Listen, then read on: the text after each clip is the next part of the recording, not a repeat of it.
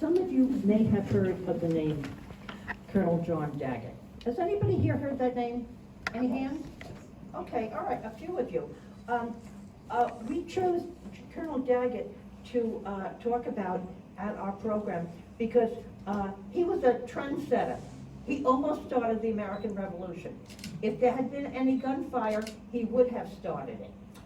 Colonel John Daggett was born in Attleboro in 1724. He was the son of Ebenezer and Mary Daggett. He married Mercy Shepherd on the 18th of May in 1751. They had 11 children. 6 were sons and 5 were daughters. He was a leading citizen, described as a determined and resolute patriot. He was a justice of the peace, a representative to the Massachusetts General Court, and many other official positions. He was one of the leading people here in Attleboro, okay? He is most famous for the Freetown Raid.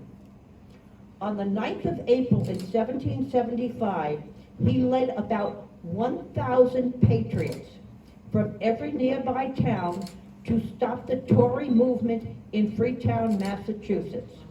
Colonel Thomas Gilbert, a Tory, had gathered about 100 men.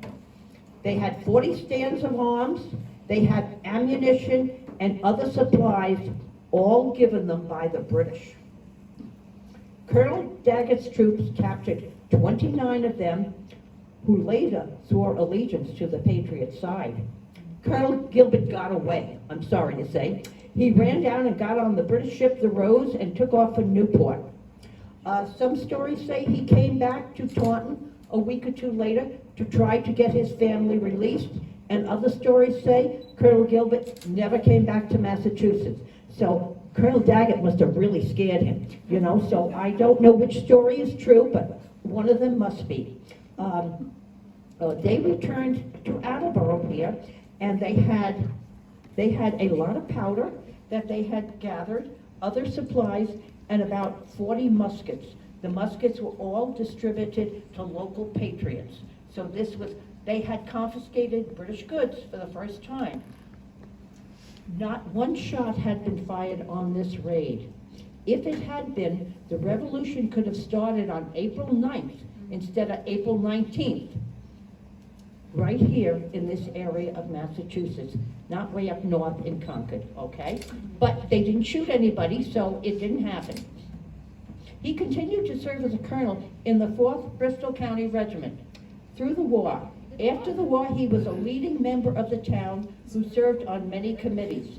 Now let's meet Colonel Daggett and his wife, Mercy, and their daughter, Hannah.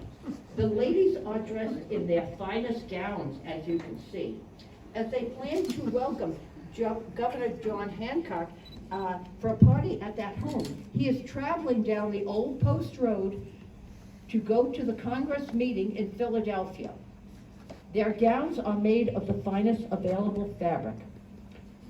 I would like Mercy to step forward first, please. All right, this is Mercy Daggett. She is the wife of one of the leading people in the town of Attleboro. As you can see, she is dressed in a very fancy attire. This would be a ball gown. There is lace on the layers of the sleeves. There is ribbons. Then there is something called ruching.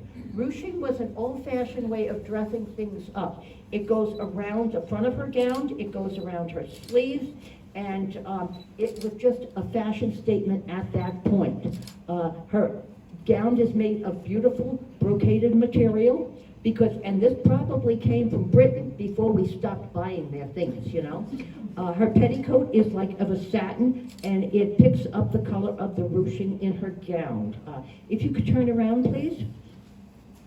Okay, her gown is tucked up in the style of the day, and she has considerations on her hips to make her stylish and show off her tiny waist.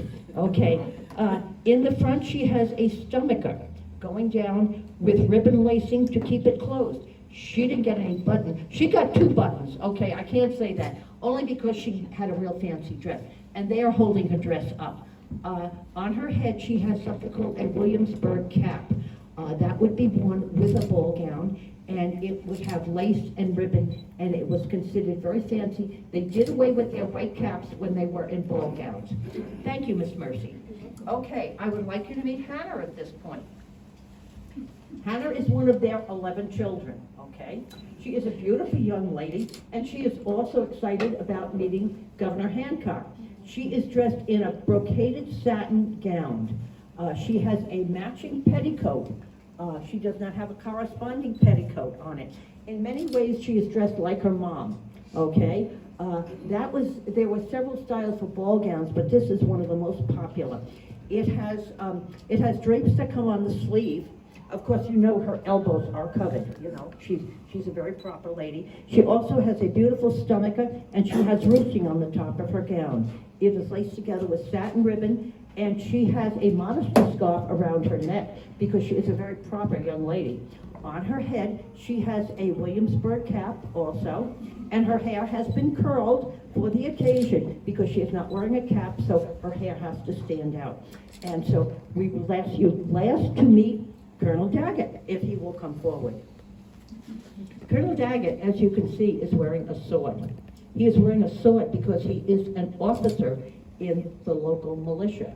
He is an officer in the 4th Bristol County Militia Regiment.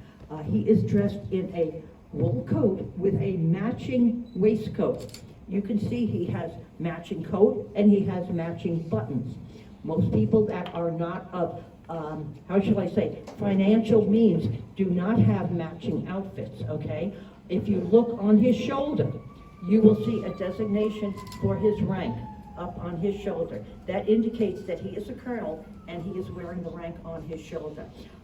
He has a canteen with him because if he's out commanding his men, he might need something to drink. He is wearing white knee breeches, of course, with lots of buttons. He has white socks on, and he has typical colonial buckled shoes. The shoes could be closed with buckles, or they could be closed with rawhide lacing.